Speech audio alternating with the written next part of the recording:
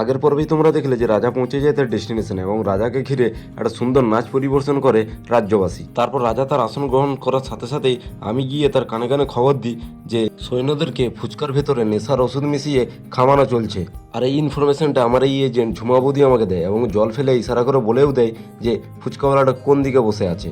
আর সেখানে পৌঁছে গিয়েই আমি তদন্ত করা শুরু করে দিই এবং তদন্ত করতে করতে দেখি যে একটা কাকায় নেশায় আসক্ত এমন হয়ে গেছে যে তার প্লেটে ও পেটে কোনোটাই জায়গা বাকি রাখেনি।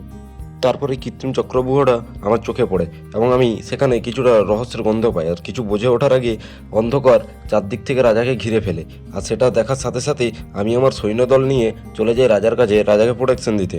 আর এক্সট্রা সেফটির জন্য আমরা কিছু লোককে ডেকে আনি এবং রাজার আধার কার্ডের সাথে প্যান কার্ড লিঙ্ক করার জন্য ছবি তোলা শুরু হয়ে যায়। আর ভুল করে ফুচকার আলুর ভেতরে ধনেপাতার জায়গায় গাঁজা পাতা মিশিয়ে দেওয়ায় সেটা খাবার পরেই আমিও আমার টিম উন্মাদ আচরণ শুরু করে দিই। আর আমার এই সৈন্য এতই নেশায় ডুবে যায় যে সে ভুলে যায় যে বিয়েটা কার হচ্ছে। সে বরের টপর পরে একটা উন্মাদ হয়ে পাহাড়ি ডান্স দেওয়া শুরু করে দেয়। তারপরে আমি সৈন্যদের নিয়ে চলে আসি খাবার টেবিলে। হ্যাপি এন্ডিংটা পরের পর্বে দেখাবো। এখন আপাতত আমরা খাবার খেতে থাকি। টাটা, দেখা হচ্ছে আগামী পর্বে।